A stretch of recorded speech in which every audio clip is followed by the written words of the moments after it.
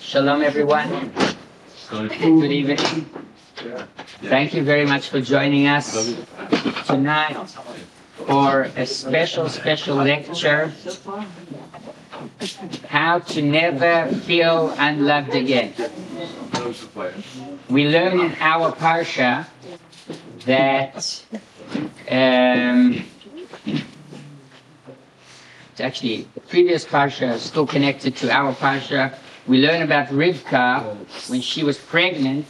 So it says, "Vayitratzetzu habanim bekirba, vatomer im ken lama ze anochi," which means that whenever she went next to a shul, next to a place that worshipped Hashem, she felt like the baby wants to go out. And then when she went to a place where they worshipped idols, she felt the same feeling. What's happening with this baby? What's wrong with him? That sometimes happens to us as well, and that is called the imposter syndrome. The imposter syndrome is one of the topics that is discussed here in the book, How Never to Feel Unloved Again. This is by Coach Ratner, and he's going to address the whole topic of self-esteem, strategies, methods to build up bitachon in ourselves, bitachon b'Hashem. It's connected, it's all one thing. So thank you very much for coming out and for joining us. And a special thank you to Coach Ratner for giving this lecture. And he lectures all over at Aish Seminar, at Neve. You should follow the podcast, Living in Clarity, right?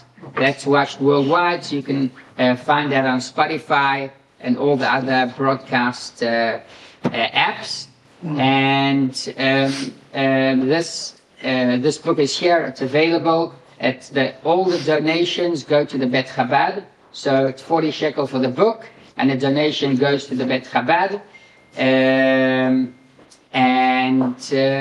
coming up to Hanukkah as well. So there's a lot of public lightings that we're going to be doing. This is a month of Kislev. So stay tuned. We're going to come out with all the notices about the menorah and about the public menorah lighting here in the area. Thank you very much, Coach Ratner. Bevakasha.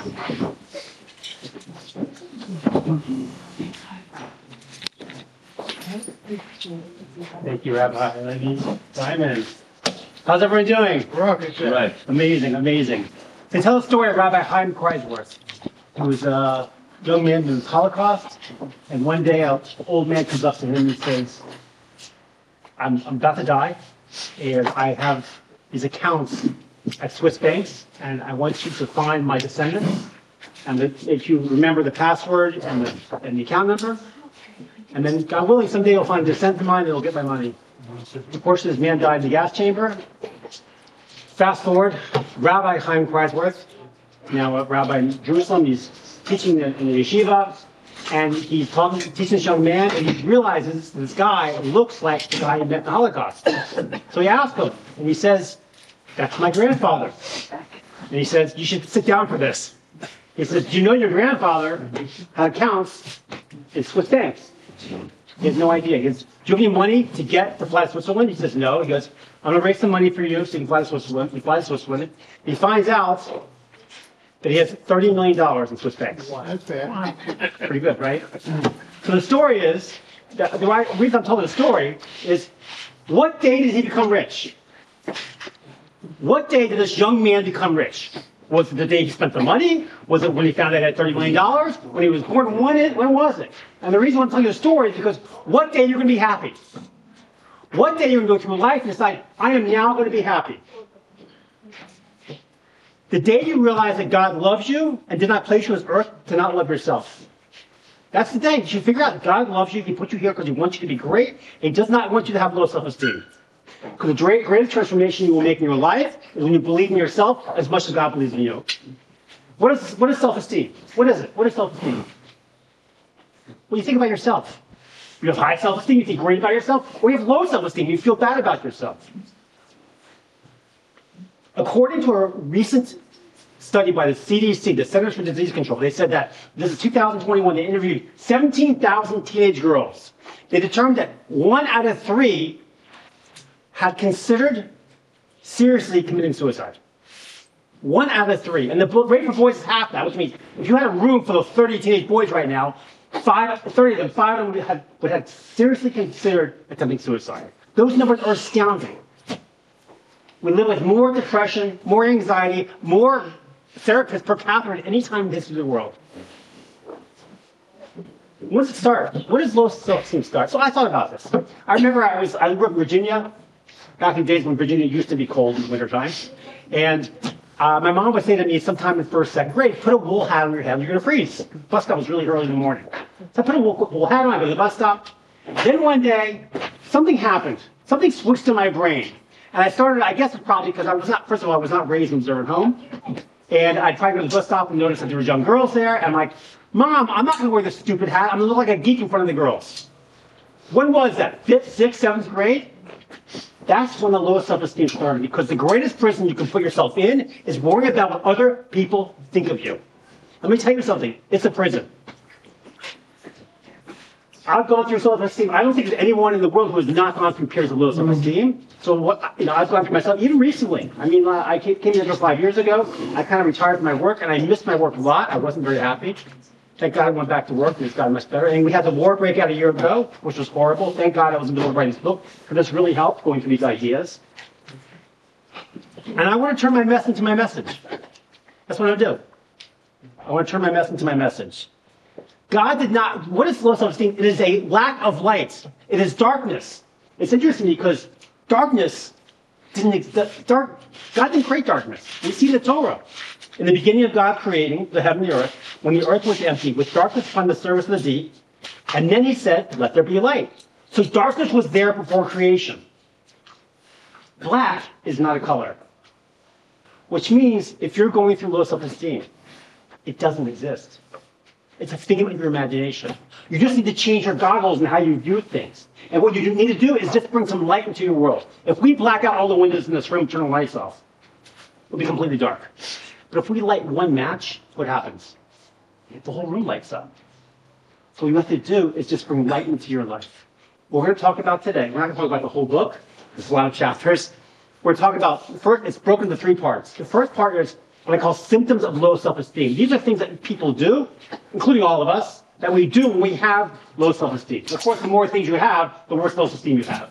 And then we're going to talk about the ways in which you cause low self-esteem in other people. And this is so important because when you have the awareness of how other people act and how they feel when you do things, you'll have more of awareness of your own happiness. And lastly, we're going to go through a few ideas on how to cure low self-esteem. We're just like a raw diamond that comes out of the ground. Every one of us. If you ever see a raw diamond that comes out of the ground, it's full of inclusions, it's got carbon over it, it's not very pretty.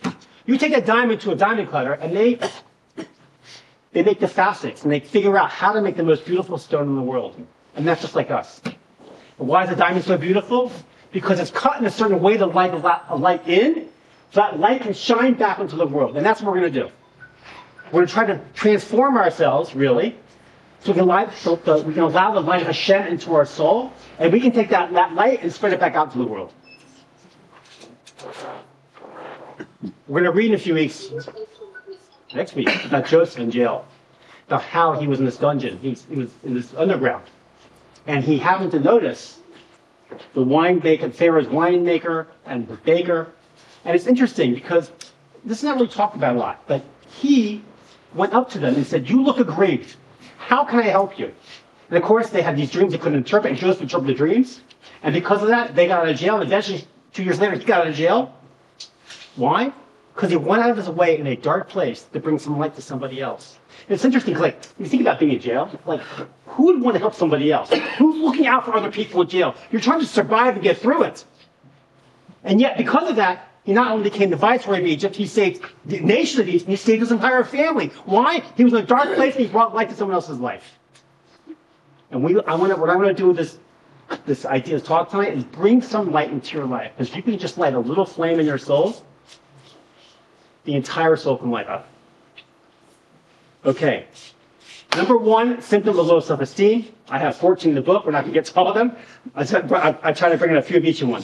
Comparing yourself to others. You're never happy with your own accomplishments. And you're always looking at other people and say, how come I'm not like that? How come I'm not doing that? I have a little story to tell you. I went to a public high school in Virginia. And I was a very good piano player. I was in the chorus. I was actually very, very good. I used to play Rachmaninoff and Chopin, Gershwin, Elton John, Billy Joel. I was very good. And I thought that I really wanted to go into the music business. Because in my social circle, where I was, my school, my college, my shul, my family, I was the best in the world. I was like, oh, how good you are. I used to go to Nordstrom's and start playing. People throwing me money. I was really good.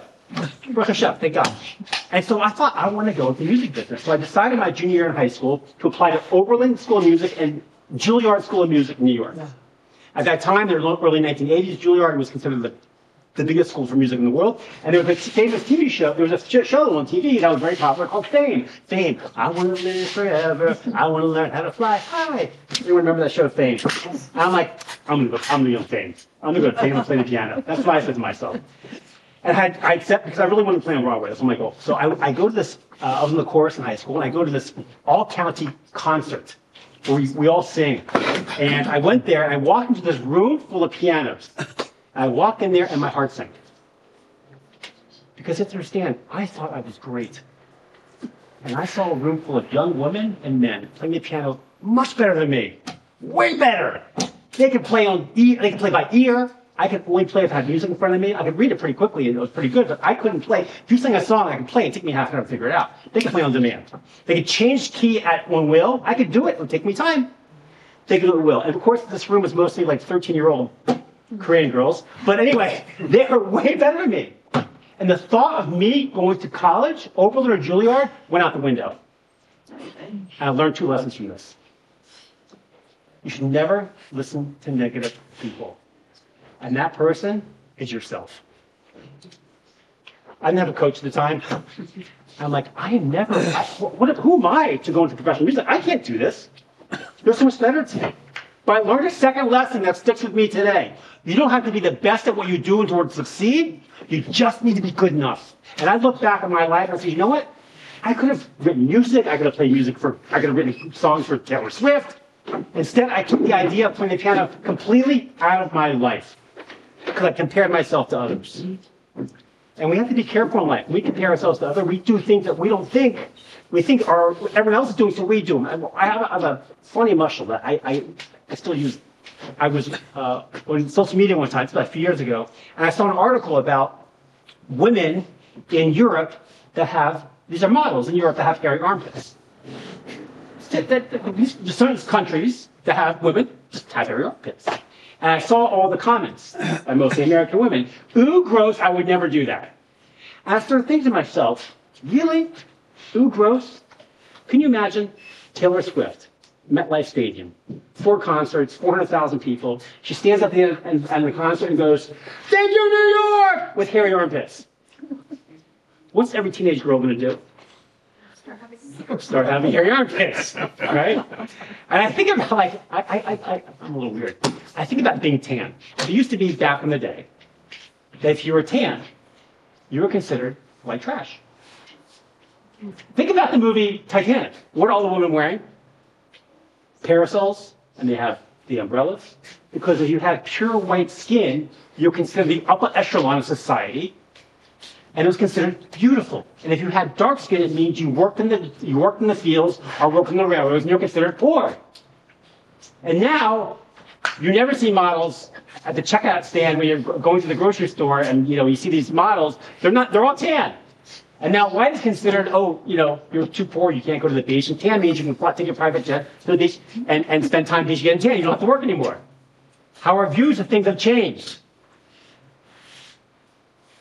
Because we're always comparing ourselves to other people. There's a seat right here in the splash section in the first row. Number 2, avoiding social interaction. What is this about? So there's a fine line here. People who avoid social interaction because they're introverts and they enjoy being at home alone and there's people who are terrified to go out into public situations because they're afraid that people are going to judge them negatively. That is low self-esteem.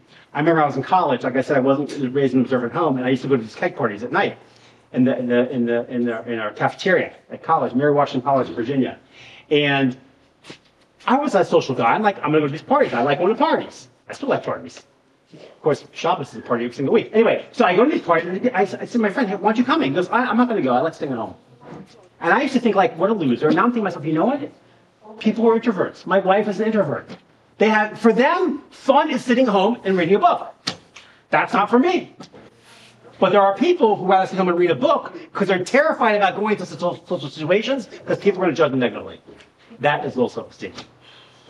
You might have remembered a person in high school, growing in high school. I don't know, I do. Like, that people always say, oh yeah, she's stuck up. And I was, I went to public high school, and like, the girl who was always stuck up was always like the really prettiest girl. Because she didn't talk to you or your friends. Where you think she was stuck up, but in reality, she was just very shy or had low self-esteem. It's really funny, a lot of models in today's world have low self-esteem. They don't love themselves. They think they're ugly. And if she wasn't so pretty, you would never even consider her not being stuck up. Because she's so pretty, you assume, oh, she's so pretty, she's not going to talk to me and my friends. We judge people negatively in the wrong light. That's avoiding social interaction. Self-destructive behaviors. This has to do with dangerous driving, people who do drugs and alcohol, risky behavior.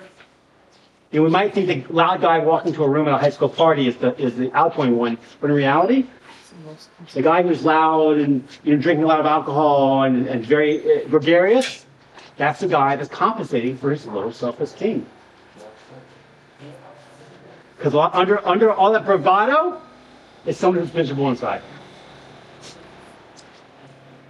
Poor relationships. In fact, the reason why I started writing this class was because I get classes on dating and marriage. It's my favorite topic to give. And I noticed that, like, really, you cannot be in a passionate, loving relationship with somebody else unless you love yourself. Imagine having a young lady up. Oh, I got a guy for you. Really? Yeah. By the way, he doesn't love himself. You want to go out with him? No way. No one want to go with some guy or girl that doesn't love themselves. And it leads to constant poor relationships in your life. And this is why a lot of people get married. They don't realize that the person has low self-esteem. And they think, oh, if I get married, that's going to make me happy. Not only does it make you unhappy, it makes him or her unhappy, and the whole relationship fails. So a symptom of low self-esteem is poor relationships. I would say to the young men, I teach in Nation Torah, I say, what women really want, I said, they really want a guy that's confident, quiet confidence. You can tell me if I'm wrong, because I'm not a woman, but this is what I think. Thank you. They want a guy with quiet confidence, but one who listens. They want a guy who listens. I was in my early 20s, and I couldn't get a second date. I got a lot of first dates, couldn't get a second date. And I asked my friend, what's going on? He goes, stop talking and just listen. I'm like, really? He goes, yeah.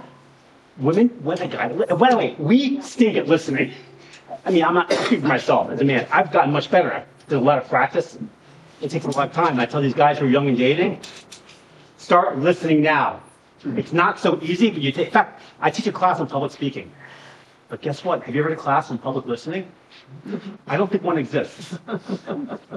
I do have a class on listening. It's one of the 40 ways of wisdom. Okay, now we're going to talk about ways in which you may contribute low self-esteem in other people. And the reason why I wrote this is very important. When you are aware of how other people feel, you'll be more aware of your own feelings. And we do things all the time without thinking about how the person feels. And you're going to disagree with what I'm going to say. Number one is name dropping. Name dropping is when you drop the name of someone that you have some sort of association with, that might be famous or popular or well known, in order to bring your value, how you think you appear in someone else's eyes, up. So I remember this how it started. I remember when the Maccabees, I started becoming observant when the Maccabees just came into existence, and they were very popular. And everyone had to have some association with them. Oh, the Maccabees? Oh yeah, my brother's girlfriend's father's uncle, son's brother's Maccabee. Like, everyone had to have some association because they were very popular. And we do this all the time. I used to do it all the time, and I stopped doing it because I'm just trying to raise my value in the eyes of other people. What I don't like is one of my pet peeves. I've never done this. Oh, you don't know Rabbi Goldberg? Oh, everybody knows Rabbi Goldberg. What? You don't know Rabbi Goldberg? Everyone knows Rabbi Goldberg. I'm like, you make me feel bad. Does anyone know what I'm talking about? When people do that to you? Like, my social circle is not your social circle. We don't know the same people. And people aren't aware when they do. You don't know so-and-so? Oh, everyone knows so-and-so. That bothers me. I've never done that. I've done the name dropping, not the so-and-so. The humble brag. The humble brag is when you're trying to be humble about something, but doing it in a bragging kind of way. Like, oh, my flight was 7 hours late out of, my flight was 7 hours out of Rome, but thank God I'm a member of the private club and I got to have a nice dinner and a hot shower. Or, oh my gosh, I spilled a tea all over my suit in London. Thank God there was a Armani store nearby. I got to replace my suit. Do you get what I'm saying about the humble brag? You're saying things in a kind of way that's trying to be humble, but you're doing it in a bragging kind of way. It's better just to be honest and just brag about something, and people at least know you're genuine. The last part is very hard. This people are going to not agree with me. Is posting on social media. Why is posting on social media causing other people to have low self-esteem? And you're going to disagree. And the reason why is because you need to be aware of how other people feel. And this started for me when I started watching people who have what they call gender reveals. Does anyone know what a gender reveal is? Yeah. What is it? When someone's for a baby and Right. you want to know if it's a boy or a girl. Right. Besides the fact that it's like the one last surprise that God gave us, the gender of our baby. I know people like to say, well, I'd like to know the gender of my baby so I can get my room ready. We can buy the right kind of clothes and the right kind of toys and things like that. And I think to myself, this is not part of my class. This is just my personal shit. What, you're going to have a baby, and it's going to be a boy, and you're going to get a pink room, and pink wallpaper, and some pink toy. And the baby's going to go, Mom, Dad, I'm a boy. At 6 months is the baby care, at a year it's the baby care, at a year and a half is the baby care, at 2 years is the baby care. You have years and years to get the room ready to match the baby. But the reason why it bothers me is not everyone can have a baby. It's not so easy.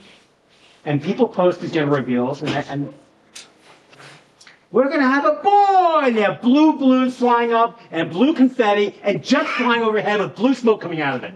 And they post on social media, we're going to have a boy. Mazel tov. It's great you're having a boy, but not everyone can have a baby. And you want to share it. I understand you want to share it with your friends, but not your 3,000 or 4,000 Facebook friends. When we moved to Israel, we started what's called the Ratner Family Chat. And on it are our very close family and friends. These are ones we can share things with. It's 15, 20 people. My cousins, my sisters, my very, very close friends from NACHLAOT and Rockville. And that, I can share my babies and my fancy dinners and my awards, whatever I'm doing. That's the one I can share it with. But not my 3,000 or 2,000 Facebook friends. Because I want to have strong self-esteem. I don't want to cause other people any stress in their life. And when you are aware about how when you post things, it's interesting now, like, they have hotels that are making Instagram shops, like places in their hotels for people to post things on vacation. It used to be you take a vacation, you go buy camera People's or CVS for $10, and you go take pictures, your 12 or 18 pictures, and when you come home, you had to go to CVS or Costco to turn the box in, and then a week later you get the pictures and you have them on your table. And your friends that come over to the house see your pictures. Now people are going on vacation and they're taking pictures just for social media. That's what vacations are for, just social media. Because that's making arisen this idea of all this people going to these crazy places to get pictures of just crazy things. You need to be happy with internal satisfaction without the need for external validation. Have strong self-esteem without getting approval from other people. Because that's a vicious cycle. You start posting, and the next thing you know, you're getting like people say, "Oh, look at that!" And then you try to get those more likes because it's a draw. You get attention, you want more attention. And you start posting, next thing you know, people aren't paying attention, and suddenly your self-esteem goes down like this. And not only possibly causing other people's self-esteem. I know people are going to say to me, especially if I'm teaching a young class, well, why should we worry about other people think? You don't have to. You don't have to worry about other people think. But if you want to have high self-esteem and feel good about yourself as a person, be aware of how other people feel. And when you do that, you'll start having better self-esteem yourself. You won't talk negatively. You'll say please and thank you much more. You won't judge other people. You won't criticize other people. Criticism is what tears people apart. It tears relationships apart. And it's so common to criticize people. It becomes who people are. I grew up in Ashkenazi home. My mom used to criticize me all the time. It came who I was. I just criticized all the time, criticize. And I didn't become aware of it until recently. I was coaching this girl who was 40 years old, beautiful girl, about Cuba. She's come back to Torah. And she wanted to date this guy, Spartan, not so religious. They went to a restaurant, and they ordered like a soup and sandwich. She went to go wash on Tilat Yadayim to say a bracha. She came back. She said hamotzi on the bread, and she ate the bread. He goes and washes, comes back, and takes a bite of the sandwich. And she says to him, it doesn't say a bracha, a blessing. She goes, aren't you going to say a bracha? Mm-hmm. He said, no, I just washed my hands because they're dirty. And she says to him, aren't you going to say bracha? He takes the soup and he pours it in her lap. And I said to her, do you realize you criticized him? She goes, no, I didn't. I go, Houston, we have a problem here. You don't think you criticized him, and I can guarantee you, he thought you criticized him. She goes, I wasn't criticizing, I was just making him to a better man. And I said, from your perspective, you're not criticizing. From your perspective, you're treating him being nice. And from his perspective, being criticized. It tears apart relationships. It's like a sweater. A shirt, right? You criticize me, take one thread out. Fine, I still have a shirt. Criticize me, I have a shirt. Guess what happens after a few years? That shirt doesn't exist anymore, and that relationship doesn't exist anymore when people criticize constantly. It's one of my main things in my dating and marriage class is criticism. And people aren't aware because it becomes who they are. Compliment, don't criticize. That's how you build relationships. That's how you build strong self-esteem. And start to compliment people, make people feel good, and you'll feel good yourself. And to do things sometimes to make people feel good, and they can be cheap. You don't think it's your therapist. I remember I was, back in the day when you paid toll booths, I'm like, you know what? I want to make someone pay today. I went to Delaware Bridge. I think it was $3.50 at the time. And I went through the toll booth to pay. I go, pay for the guy behind me. And of course, I wanted to watch the mirror. See, the guy behind me got his pay. He looked like this. I made his day. $3.50. I went to Starbucks. Got a coffee. Person behind me, I go buy their coffee too. Do you know how I changed someone's day? Not their day, my day? For $2 at the time? Now it's like $3.60. Those $2 at the time? You know how cheap that is? Just to make someone's day. Bring a light to someone else's day. You won't bring a light into your own life. Now we're going to talk a few different ways about curing low self-esteem. I have 12 different ways in the book. I have 14 strategies. One of the chapters, I'm not going to give this over to you tonight, but one of the chapters I have for symptoms of low self-esteem, I remember I was writing this. I'm like, oh, should I put this in? I don't know if I should put this in or not. The chapter is called, you think I remember, right? Tattoos, bullnose rings, and plastic surgery. I have another chapter called Controlling Your Exposure, Emotional Vampires, and Critical Thinking. It was fun writing this book. It was enjoyable. Ways to cure your low self-esteem. Protect your happiness. You are in control of your happiness, nobody else. And you have to decide what's good for you and what's not good for you. And one way to do that, really, we protect anything in our life. We have a fence in our backyard. We lived in Maryland. We had a fence in our backyard. Why? To keep the animals out, to keep robbers out, and also to keep our children in and a dog in. We put a fence to protect things that are important to us. The most important thing you can protect is your own happiness. Be the gatekeeper of your grain. I tell guys, like, go to Torah. We have a few H guys here. I go, when you came in, these are guys who are new to Torah. I say to them sometimes, I go, I bet someone in your life, a parent or a friend, said, you're going to get brainwashed. They go, Coach, you're right. My mom said I'm going to get brainwashed. I said, you know why she said that? And they said, why? Why did they say that? I go, because they're completely right. Your brain needs washing. When I lived in America, I wasn't religious, I had no filter in my brain. Everything went in. Everything. News, media, politics, social, everything went in. And now, I learn Torah, I clean my whiteboard clean, I clean my brain from the schmutz, because your brain's dirty, right? It's schmutz. I clean the schmutz out, and now I filter my brain. I allow in what's good for it, and I keep out what's bad for it. And I do the same thing when it happens. I make sure that if it's not happy, I don't do it. Now, obviously, I have to go to the dentist. I actually like going to the dentist. But after that, why? Because you have to go through some pain in order to make sure you don't have pain later. You do things, obviously, they're not easy, but you do it to protect your happiness later. And you are in charge of your own happiness, nobody else. You can't rely on somebody else. The Pirkei Avos says, put a fence around the Torah.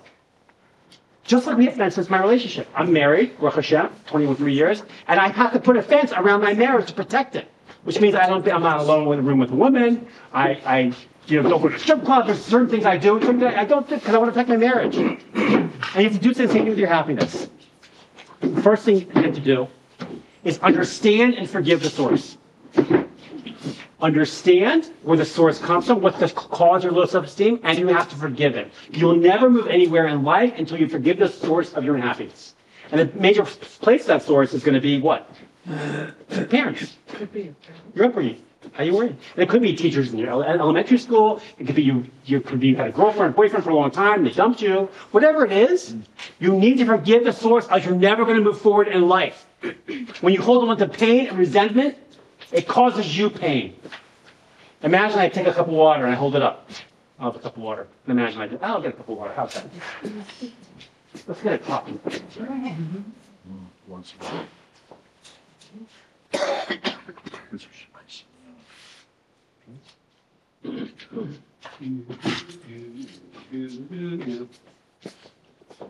Now I have a cup of water.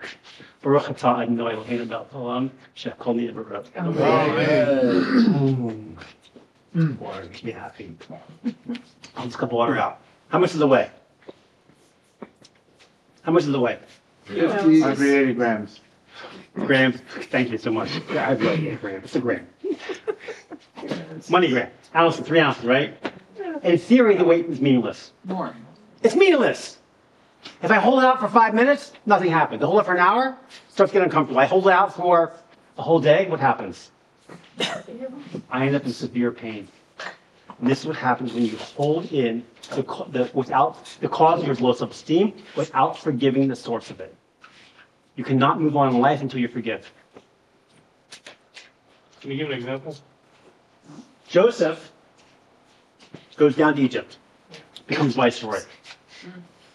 His brothers, what he does? They sold him to slavery, they tried to kill him. Like, come on, seriously, right? They come in, they come down twice, and Joseph finally can't hold it anymore. Yosef Atzadik, I'm talking about Yosef Atzadik. And what does he say to his brothers? Yosef. I'm Yosef. Is my brother? My brother. And what's he say next? He said, you thought for the bad, but God thought it for the good. It is not your fault. He never gave him true mechila. He never really gave him the full forgiveness. But he said it's not your fault. He should have been holding a lot of... Hey, think about it. Who should be holding anger? Do you know why?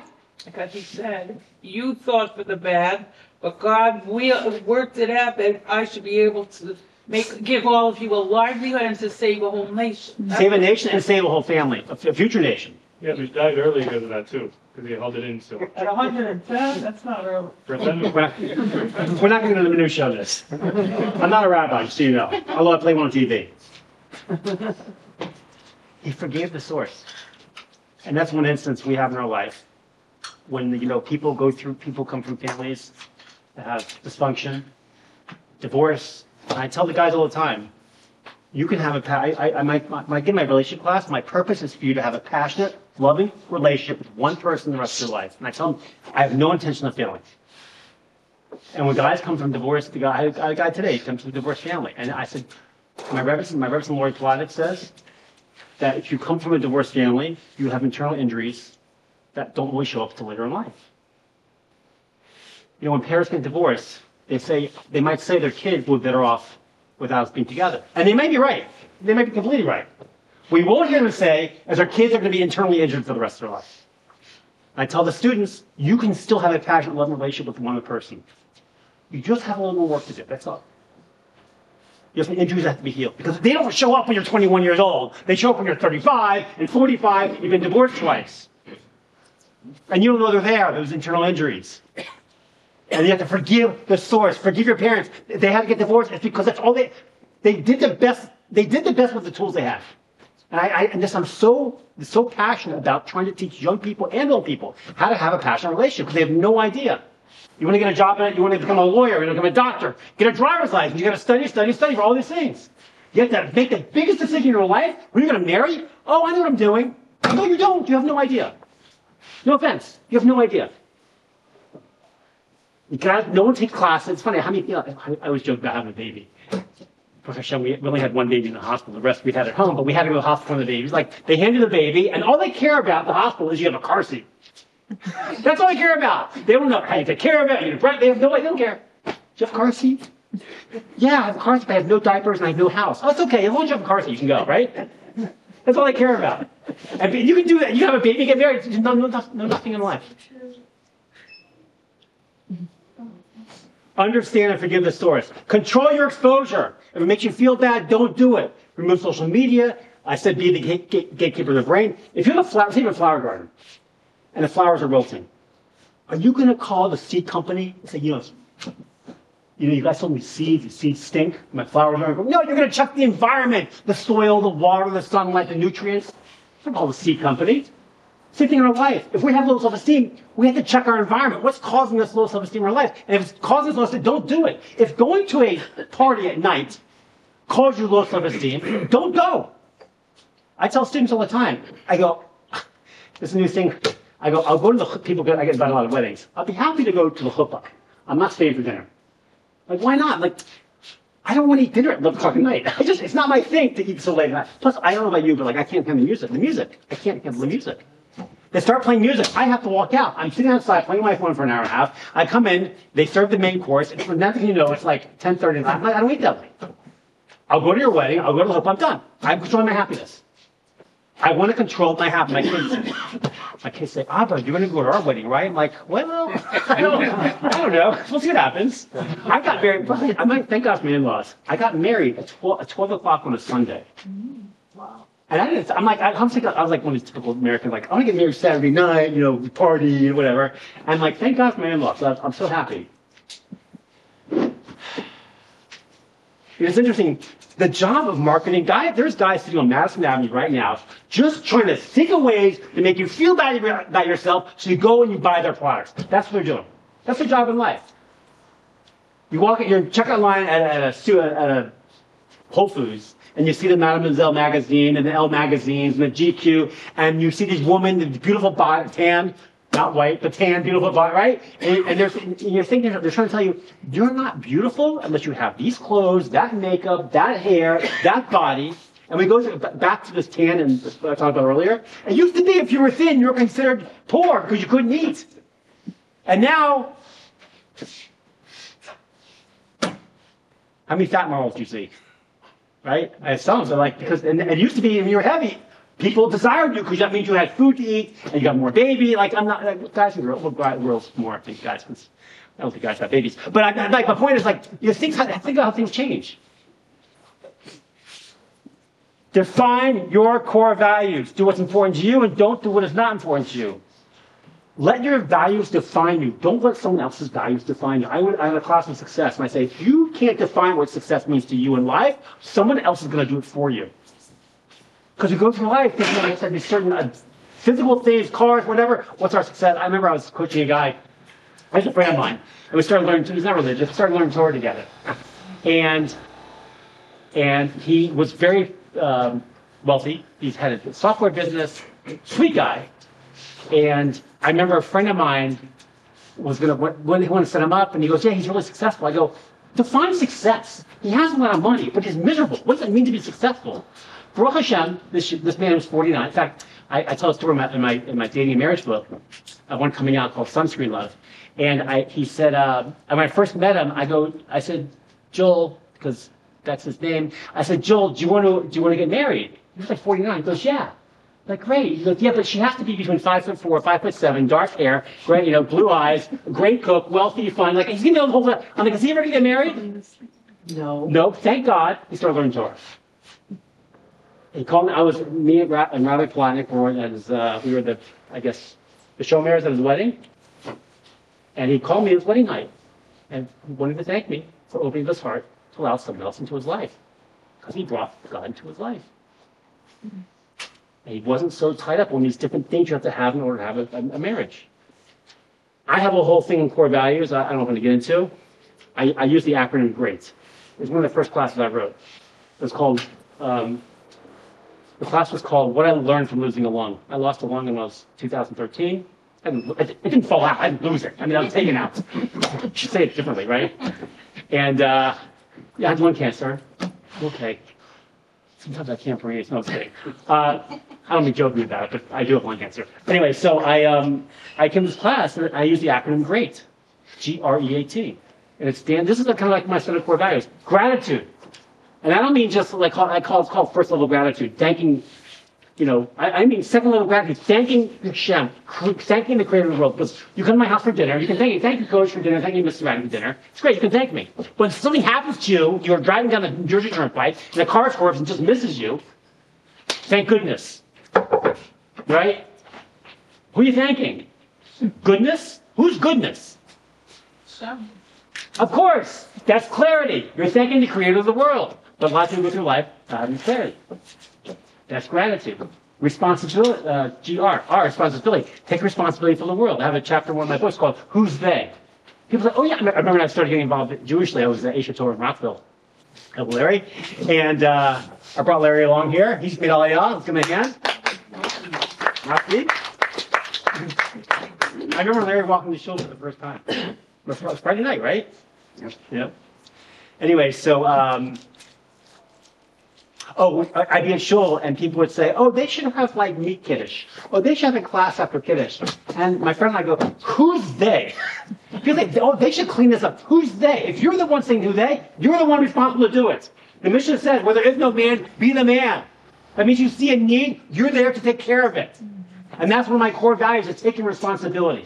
I saw a need in the world for people to have passion, failing in relationships. You take 100 marriages today. I'm talking the secular world, right? How many get divorced? 98%. 98%. That's a lot. It's not quite that high. How many people get divorced in 100 marriages? 75, 50, 60. Of the ones that are not divorced. It's not 98. It's a little high. Oof. The ones that are not divorced, excuse me, how many do you think are passionate relationships? It's not many. You get married today, fall in love, you're walking down the aisle, they're going to the chuppah. No one's thinking they're going to be statistic. No one's thinking, well, we're going to the chuppah, and we only have a 1 in 5 shot of having a happy marriage. And everyone thinks love is going to last. And yes, it doesn't. Most people fail. Because they have no idea what they're doing. And that's I felt my responsibility to take on to try to save the world if I can. I'll go through others quickly. E. Endgame. What are you living your life for? And I usually have the concept of, what do you want people to say at your funeral? Can you imagine living your life like that? What do you want people to talk about your funeral? And the reason why I came up with that idea, I was at another guy at Asia Torah, before your time, and I went, his grandson, his son died in a fiery car crash. And again, it was self-destructive behaviors. They said 2 in the morning driving. We have self-destructive behaviors. There's a fine line here again. There are people who, I'm back to this other thing called self-destructive behaviors. There are people who like thrills. They like jumping out of airplanes, they like bungee jumping, surfing big waves, and they want to feel alive. That's a thrill. That is a thrill is when you do something and any little mistake means you die. Like your parachute doesn't open or you crash into a giant wave or whatever that is, right? And there are people who do it because they don't care if they're going to die. That is a self-destructive behavior. Again, it's a fine line. So endgame is, what do you want people to say at your funeral? Look, he's moving. Right, that's right. That's what we're going to say. Look. It's his birthday. And so I saw this guy. My friend's son died. My friend's son died in his car fire crash. And all they could talk about was funeral. He was 19 years old. All they could talk about was he was a great skateboarder. That's all they could talk about. I couldn't believe it. That's it. That's all people talk about. They couldn't find anything nice to say about him. They made me sick. And at that point in time, I remember that I was in Maryland, and I don't know which county it was, but I was coming along Jewishly, and I know This whole idea that we're supposed to get buried back into the ground. I know here in Jerusalem, you get buried the same day. And the idea of, to me, it's amazing, we're going to roll back when Mashiach comes, we're going to come back to the life. But in like this county in Maryland, they're putting the Jews, dead Jews, as one nifter in these wood caskets. And they're taking the wood caskets and they're putting this big giant concrete thing in the ground. And they have this other big giant concrete top, and they have this big crane that lifts this giant concrete thing up and put it on top. And I said to my wife, I don't think I want to get buried here. I go, hey, I'm learning Torah. You know, there's a mitzvah to get buried back into the ground, and they're getting buried in concrete. I go, let's move to. That's one of the. I remember that was one of the things that got me to want to move to Israel, just because of that. Because at this time I was going through cancer, I'm like, because it's all gonna die, and like, thank God I didn't, because you'd be talking to listen to nobody. I don't want to bury this concrete thing. Define your core values. Gratitude, responsibility, end game. Awesome. Know that you are awesome. God put you here. The day you were born was the day that decided the world could not go on without you. You were created for a purpose. Even though you might not know what your purpose is, at least knowing you have one will help you get through life much better. Because you're either created for a purpose or you're created randomly. There's no middle ground. Either there's a God or there's no God. That's the way it works. There's no God, you're created randomly, you're an accident, you have no purpose. But if there's a God, He created you, wants you to be here, and He wants you to be great. He made the Jewish people not to be average. That is awesome. And the last is transformation. We want to transform ourselves to bring the light of Hashem into the world. As Jews, we have that job. We're going. We're be the light into the nations. Define your core values. Two more things. Number one. I said two more things. Make your list of attributes, which means, and this is very easy, think about all the things you have in life that money can't buy. Think about it. What do you have that money can't buy? Your health. Your health. Nachos for your kids. Nachas for your kids. Grandchildren. Grandchildren. Children. Keep going. You're doing great. You don't have children. I do stuff. How many people woke up this morning? Earlier. How many people here can hear? Happiness. I don't mean you. Happiness. Who here can hear? What a gift to hear thing. To hear the birds, the sea, have eyes. You take it for granted. You wake up in the morning, you can make decisions, you go to the bathroom. Thank God the holes work in all those directions in your bodies. That's why we say a bracha when we come to the bathroom. Thank God. And we don't appreciate those things until we don't have them anymore. Create that, make that list. And lastly, and this, we're going to come back again to the idea that God put us here to really be happy. He did not put us here to be unhappy. That is our own vision, our own goggles. If we can change our viewpoint of ourselves, we can bring some light into our life. Not only can we make ourselves happy, we make other people happy. And it would be the other way around. When you make other people happy, you'll be happier. Like I did with those people at Starbucks. In order to find that connection to Hashem, you have to understand how to pray. And we're like, oh, I know how to pray. I know how to pray. Really? Yeah. The art school? I mean, well, because do you have clarity on it? I like clarity. That's why my podcast is called Living in Clarity. Every decision I make in life is done with clarity. 4 steps to prayer. And I came up with this idea. I use a lot of acronyms in my classes because it helps you remember. So Rabbi Noah Weinberg, the Generation Torah, says that there's nothing in the Torah that gives God's favorite mitzvah. If God said, this is my favorite mitzvah, we'd all be doing it. Right? Chasing the mother bird away. We'd all be chasing mother birds away, right? Of course, that's one of the mitzvahs he uses the word for, long life, but it doesn't say what his favorite mitzvah is. But Rabbi Noah Weinberg said he could, using logic, guess God's favorite mitzvah. He said it wouldn't be one that a Kohen could do, or a Levian could do, because it's a small segment. It wouldn't be one for a woman, like pulling challah or going to mikvah. It would do it for a man. He said it wouldn't be one time-based, like blowing shofar or eating matzah, or sitting up eating cheesecake on Shavuos. It wouldn't be one of those, because it's time-based. It'd be one you could do anywhere, anytime, as many times as you want. And that mitzvah is prayer. And you have to know how to do it. And I'm going to tell you how to do it right now. And I'm going to use the acronym REPEAT. Repeat. And we had Rosh Chodesh Sunday, Monday. I remember this mincha, I completely forgot to say Rosh. I yelled at I was at the coach, I'm like, I gotta do it again, I repeat. I can't be the only one that does that, right? I say my shit for a little bit, but I say I all the time. Because it comes with age, right? So I repeat. And the acronym repeat, what you do is you take out the two E's. They stand for envy and ego. Because you cannot pray to a God when you have envy. Because envy means that God, the world is not working the way you like it. You want to have that car, you want to have that girlfriend, you want to have that money, you want to have that job.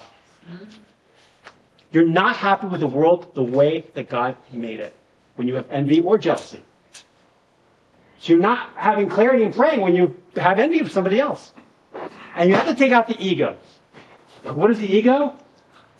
It stands for exiting God out. Because it means you're in control of everything. And I went through this. I was in my early 20s and I was in the coin business. I'm back in the coin business again, but I was very successful, Baruch Hashem. And I thought, I got kind of arrogant. And someone said to me, "You're arrogant." I'm like, "What, me? I don't be arrogant." And until I started learning Torah, I kind of finally figured out, I wasn't arrogant after that, I was nice. But I finally figured out that God gave me gifts. Everything I have, all my success, has come from Hashem. He gave me a gift. He gave you a gift. He gave you a gift. We all have different gifts. And the analogy I like to use is that He wrote us each a check. He wrote you one for $5,000. He wrote you one for $10,000. He wrote you for $20,000. And you go to a bank with a check. You never go to a bank with a $5,000 check and say, "Just give me $4,000, keep the change." Because that's what you're doing in life when you don't reach your potential. And we want to use all the gifts that God gave us. And when you have an ego, it says, "No, God, you have nothing to do with it. It's all me." Lack of humility. Humility isn't thinking less of yourself, it's thinking less about yourself. And I think about Hashem all the time, how He gave me this gift so I can go and trade coins. So you take out the two E's, envy and ego, and you're left with four letters. R, P, A, and T. They stand for recognize, praise, ask, and thanks. These are follow the Shemona Esrei. These are the four steps of prayer in order to how we connect to Hashem. Recognize who you're praying to. It seems simple, but growing up as a non-observant Jew, it's not so simple. So I used to go to shul and you see the conservative guy on the stand with his robes and the hat and whatever he's wearing, and you think you're praying to the man on the stage, right? Or you think you're praying to our scroll, or you're praying to the ark that's holding the Torah. You're praying to the Torah. You're not even praying to the Torah. You have no idea what you're praying to. You're praying to God, the creator of the universe. And then you must praise Him. Praising isn't thanking. Praising is recognizing all the things that He can do. He can find you a husband. He can bring peace in the world. He can bring Mashiach, and He can stop your mosquito bite from itching. Something as great to something as small. Rabbi Noah Weinberg says when you put your hand in your pocket to grab a quarter and you grab a dime, that is Hashem. And it's hard to think like that. But He's everything. And He can do anything, and there's nothing too great or too small for Him to help you. My wife says all the time, you should always ask me and thanking, asking and thanking. Every day for every single thing. And there's nothing too small or something too big for Him to give to you. But you have to praise Him first. And then you make your ask.